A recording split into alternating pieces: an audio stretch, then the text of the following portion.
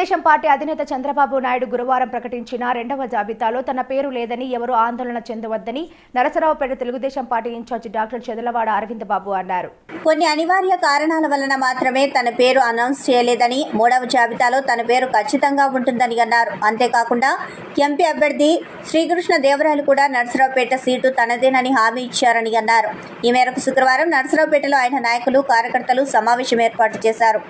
అలాగే ఈ నెల 17వ తేదీన బొప్పాడిలో జరిగే భారీ బహిరంగ సభకు నరసరావుపేట నియోజకవర్గం నుంచి దాదాపు 40,000 మంది తరలి వెళ్లనున్నట్లు అరవింద్ బాబు పేర్కొన్నారు. ఈ కార్యక్రమంలో తెలుగుదేశం, జనసేన, బీజేపీ పార్టీ నాయకులు, కార్యకర్తలు పెద్ద ఎత్తున పాల్గొన్నారు. కాబట్టి ఈ కార్యక్రమాన్ని కొన్ని లక్షల మందిని మన కార్యక్రమాన్ని తీసుకెళ్లాల్సిన బాధ్యత మనకుంది.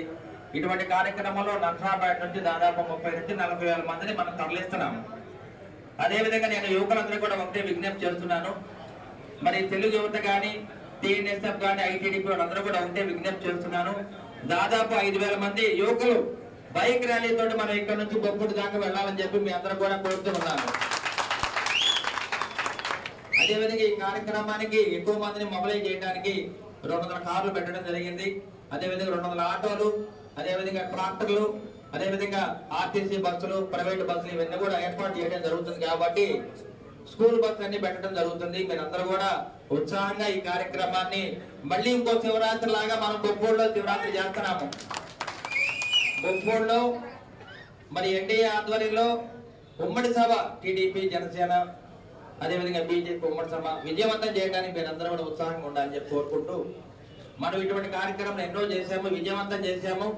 మరి ఆ రోజు కోటయ్య స్వామి పాదయాత్ర కానీ, పసుపుదళ యాత్ర కానీ, అదేవిధంగా బాదురు కార్యక్రమం, ఎన్నో కార్యక్రమాలు చేసి వీటన్నిటి కూడా పెద్దలు నరసయ్య కానీ, మరి పార్టీ సీనియర్ నాయకులు, పార్టీ ప్రెసిడెంట్ వీళ్ళందరూ కూడా దగ్గరుండి ఘనంగా విజయం సాధించినందుకు మీ అందరూ కూడా ధన్యవాదాలు తెలియజేస్తున్నారు. అదేవిధంగా నరసరావుపేట అభ్యర్థిగా రేపు రాబోయే కాలంలో ఇప్పుడు దాకా పోరాటం ఒకటి, రేపు మనం చేసే పోరాటం ఈ 40 రోజులే మనం బాగా కష్టపడాలి.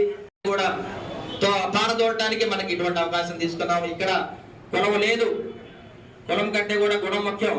మతం లేదు, మతం కంటే కూడా మానవత్వం ముఖ్యం. డబ్బు కాదు ముఖ్యం, దయాగుణం ఉండాలి. తెలుగుదేశం పార్టీ అంటేనే కులాలు, మతాలు, రాజకీయాలకు అతీతంగా పెట్టిన పార్టీని మీరు గుర్తుపెట్టుకోవాలి. ఆ రోజు నందమూరి తారక రామారావు గారు పెట్టిన పార్టీ ఎన్నో కులాలు, ఎన్నో మతాలు, ఎన్నో రాజకీయాలు సంబంధించిన వ్యక్తులందరూ కూడా వచ్చి మనకు ఓటేట్ చేశారు ఆ రోజు 83లో. అంటే ఈ పార్టీకి కులం లేదు, మతం లేదు, రాజకీయం లేదు.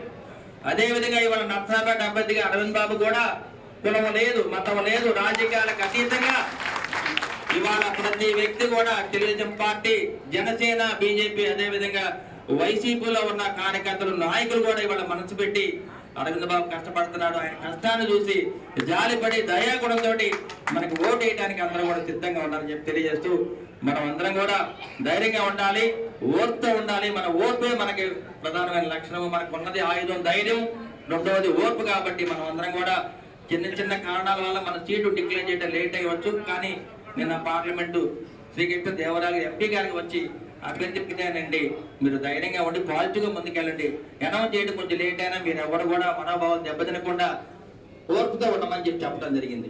అందువల్ల మీరు ఈ కార్యక్రమాన్ని ఏర్పాటు చేసింది అదొకటి. అదేవిధంగా రేపు 17వ తేదీన జరగబోయే మహాసభకి ఇది ఒక మహాసభ, మహాసంగ్రామం. మరి మోడీ గారు కూడా వస్తున్నారు, మరి చంద్రబాబు నాయుడు గారు, పవన్ కళ్యాణ్ గారు, నరేంద్ర మోడీ గారు ఈ కార్యక్రమాన్ని దిగ్విజయం చేసే బాధ్యత మనది.